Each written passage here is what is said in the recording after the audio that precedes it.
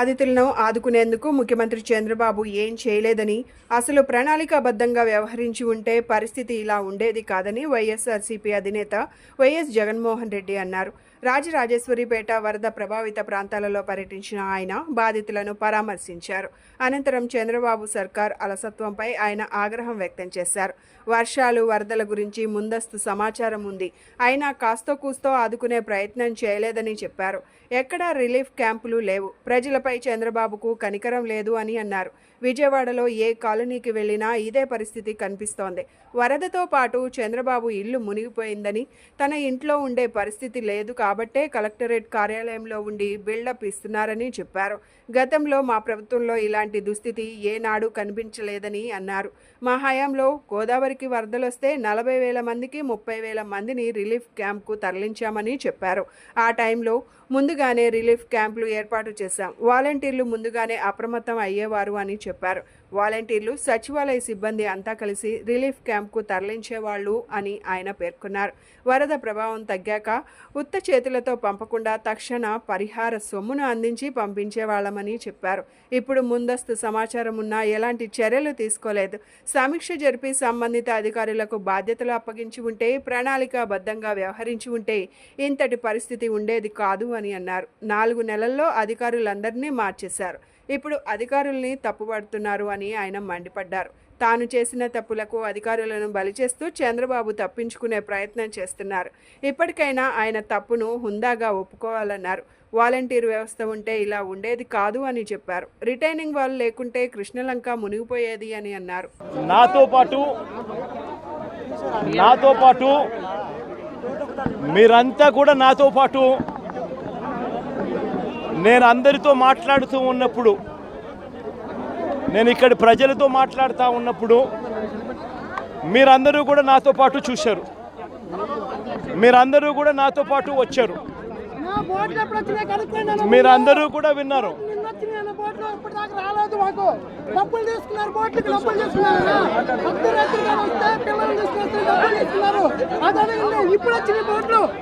ఇప్పుడు వచ్చిన ఈ టైం వచ్చిన బోట్లు నిన్నటి నుంచి వచ్చినాయి.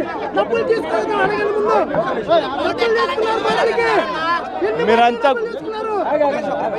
మీరంతా కూడా చూశారు.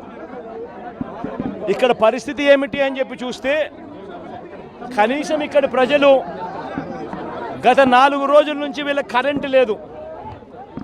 4 రోజుల నుంచి వీళ్ళు నీళ్ళల్లోనే ఉన్నారు. వీళ్ళకి కనీసం డబ్బుల కథ దేవుడు ఎరుగు, తిండి కథ దేవుడు ఎరుగు, కనీసం నీళ్ళు ఇచ్చే వాళ్ళు కూడా లేరు.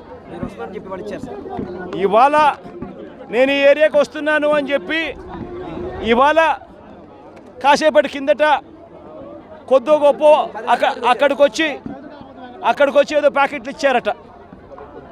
నేను అడిగా ఇక్కడికి వచ్చినప్పుడు వీళ్ళందరినీ కూడా, రాత్రికి ఎక్కడ పడుకుంటున్నారమ్మా అని చెప్పి. వాళ్ళు చెప్పిన మాట ఏమిటి, రోడ్ల మీదే పడుకోవాలన్నా, లేదా మళ్ళీ నీళ్ళల్లో నడుచుకుంటూ వెళ్ళి మళ్ళీ మా ఇళ్లల్లో అన్నా కానీ, ఎవరైనా బంధువుల ఇళ్లలో పై ఫ్లోర్లో ఎవరైనా ఉంటే వాళ్ళ దగ్గర పోయి పడుకోవాలన్నా వేరే గత్యంతరం లేదన్నా అని. రిలీఫ్ క్యాంపులు ఎక్కడున్నాయమ్మా, ఉన్నాయా అని అడిగా. రిలీఫ్ క్యాంపులు లేవన్నా, ఎక్కడున్నాయో కూడా తెలియదన్నా అన్నాడు.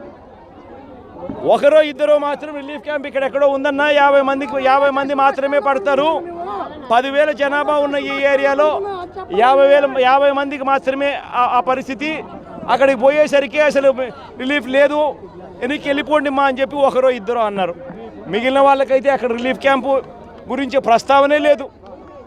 అసలు రిలీఫ్ క్యాంపులు లేవు, రోడ్ల మీద పడుకుంటున్నారు ప్రజలు, కరెంటు లేదు, నీళ్ళు ఇచ్చే వాళ్ళు కూడా గత్యంతరం లేని నీళ్లు కూడా దక్కని పరిస్థితి. ఇది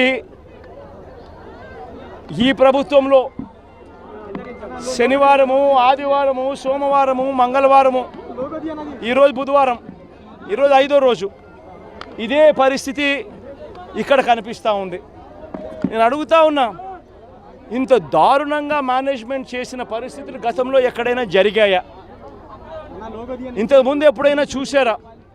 ఇంతటి దారుణంగా ఎప్పుడూ కూడా మేనేజ్మెంట్ చేసే పరిస్థితులు ఎప్పుడు జరగల. మా హయాంలో జరిగాయి, మా హయాంలో కూడా వరదలు వచ్చాయి. ఈ మాదిరిగా 30 సెంటీమీటర్లు, విజయవాడలో 32 సెంటీమీటర్ల వర్షం పడింది. 3 రోజుల్లో గురువారం స్టార్ట్ అయితే శుక్రవారం సాయంత్రానికి ముమ్మరంగా అంటుకొని శనివారం మధ్యాహ్నం దాకా శనివారం సాయంత్రం దాకా వర్షాలు ముమ్మరంగా పడ్డాయి. అంటే 3 రోజుల్లో 32 సెంటీమీటర్లు వర్షం పడడం కొత్త ఏం కాదు. 3 రోజుల్లో 32 సెంటీమీటర్లు వర్షం పడడం గతంలో చాలా సందర్భాలలో జరిగాయి. 32 సెంటీమీటర్లు ఎక్కువ వర్షపాతం ఏం కాదు. 3 రోజుల్లో 32 సెంటీమీటర్లు వర్షపాతం చాలా సందర్భాలలో నమోదయ్యాయి. కానీ ఎప్పుడూ కూడా ఇటువంటి దారుణమైన పరిస్థితి జరగలేదు.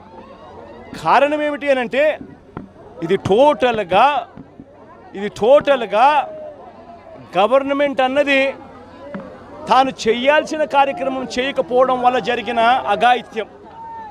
28వ తారీఖునే అలర్ట్ వచ్చింది, అంటే బుధవారమే మీకు అలర్ట్ వచ్చింది తుఫాన్ రాబోతా ఉంది అని చెప్పి.